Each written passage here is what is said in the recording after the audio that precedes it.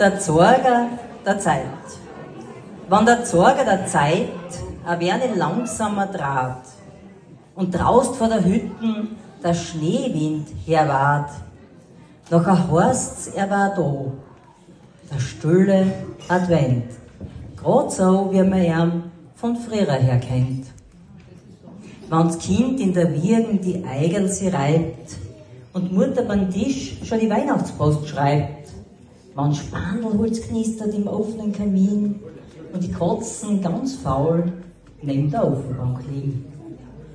Wenn im Rohr auf dem Blech der Lebkuchen wird und man drin in der Stube einen Hauch Weihnachten spürt.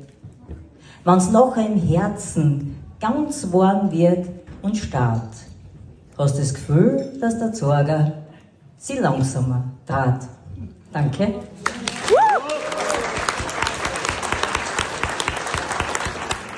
Wunderbar, vielen Dank, liebe Heidi.